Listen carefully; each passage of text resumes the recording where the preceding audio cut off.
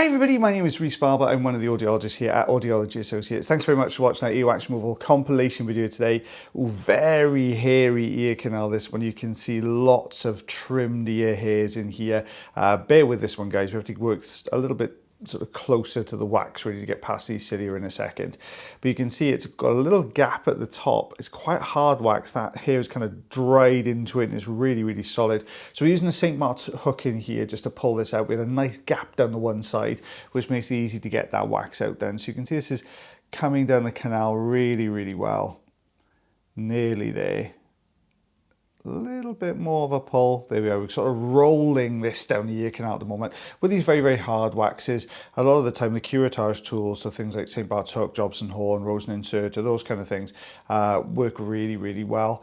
And you can see this is coming away fantastically well here. Guys, don't forget, I am on holiday this week, so I've pre-recorded all these videos, so I won't be able to kind of answer any of the questions for the next sort of week or so until I'm back. Then we'll look at doing some more Q&A bits and pieces on here as well for you. The lovely Mr. Taylor Green, the way the clinics have worked out, we haven't been able to edit videos together before I went away on holiday, so I've done a batch and then Taylor's going to do a couple, and I think we're back to normal with the two of us together then, probably a week after I get back from holiday. So we can see with this one, very, very similar story here as well. Very deep wax, sitting really, really close to the sort of side of the canal wall there, but there is a little bit of a gap. Let's see if we can pull this through. Now what we can see with this wax is there's a slightly different consistency. It's almost a little bit softer. So what's happened with the St. Bart's hook is it's pulled through the wax rather than sort of got behind it and pulled it down. So I'm just dropping behind. There we go. Look at that. That's come away really, really well. If you want to see a fantastic example of curettage being done, Taylor did an absolutely awesome curettage video recently. All kudos to Taylor. He did really, really well. Check that. If I remember, I will try and put a link to that in the description. But if not, go back and have a little look. He's a really, really good one. And he goes through Jobson horn, and it is very deep wax and very skillfully done, so fair play to him. And you can see there's a lot of hair in this one as well, coming away very, very well. So I'm sticking with the St. Bart's hook. Now, I know a couple of people might be saying, oh, why didn't you use the Jobson horn? And guys, don't be afraid to put in the comment section and ask me questions about why I didn't use a certain tool. It's not an issue, okay? There are going to be times when, obviously, what you're seeing here is the end product of a video. So you're seeing the edited version of it. Obviously, in real time, I can see patients' facial expressions and things like that. So I know if it's starting to get a little bit sort of niggly for the patient or anything like that. The reason I stuck with the St. Bart's hook on this one, the Jobson horn is great for that wider kind of edge to pull through. But the difficulty is you don't, with that one, the wax was so deep. In order to get the angle, I would have been sort of almost right down on top of the eardrum for that one. There was so much hair in there as well. The St. Bart's hook was doing a good job of pulling that through, so I was going to carry on with the St. Bart's. Now, what I've done here now is switch up. Now, I've put the suction tube in here, and the reason for that is when we're a little bit deeper, it is a little bit more tricky to get the curettage tools behind some of this wax. So I'm just going to pull this through now. If we can get this out then with the suction tube, it makes a massive difference. The other thing as well, guys, when you guys are asking me questions, please don't be afraid to ask me questions. You know, that's as somebody who works in a medical field, then you should be able to ask us questions about what's going on and why we do certain things. I know the one I've been answering some of your questions, some of the comments have been coming up, saying, oh, why did someone question your opinion on why you use this? And you should question our opinion about why we do things, and that's how we learn and that's how we research stuff. And this is why I find your questions great, because it means sometimes if I don't know the answer to something, I've got to go away and learn it. You're always learning as audiologists. You never stop doing it. So anyway, yeah, carry on. Sorry, that was a bit more waffly than I wanted it to be. But there we go. So we're just getting this last little bit out now. There we go, out that comes. And let's go in. Right, we're just done with this last little bit now. It's been sitting in front of the eardrum. My goodness me, you can really see it was very, very impacted down in there.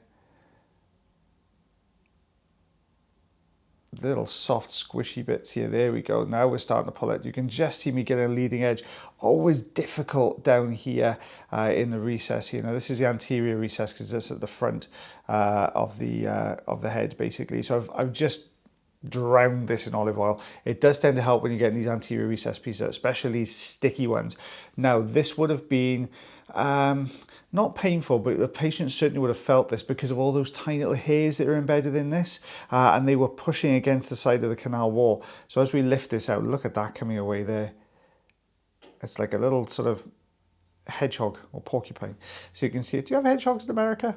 You probably do. I ask really stupid questions. The reason I ask about American stuff is we have a lot of American viewers. That I'm not so sure about. I don't know whether you have hedgehogs over there. I'd probably imagine you do. So it's 5 centimeters worth of wax, just over 2 inches, or 2 1/16 if you want to be super duper precise on that one. But a lot of wax in that ear canal. You can see it was very dense, hair-filled wax. I've got a great one coming up for you. I think it'll be on, I think this is Monday's video. I think it'll be on Friday. But have a look at that one. That is immense. There was so much wax in that patient's ears. Loads.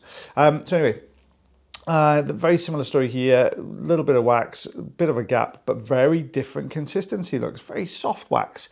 We talk about hard wax and soft wax. Sometimes it's due to the age, sometimes it's just due to the type of wax the patient produces. So it's all very personal to every individual, this wax. A little bit of skin as well, a little bit of keratin underneath. Softer wax are always a little bit more difficult. And a couple of people have asked, in the comment section as well, why would you not use irrigation on this particular patient? Sometimes, obviously, when we go through, we give the patient the option. And sometimes I'll say to a patient, look, we might need to use both. We might prefer to use one rather than the other.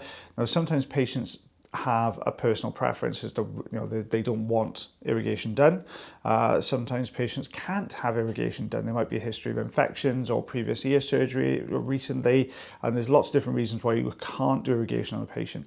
So there may well be, honestly, I can't quite remember on this one why there was this difference. But yeah, wouldn't have been suitable for this particular patient at the moment anyway, looking at this.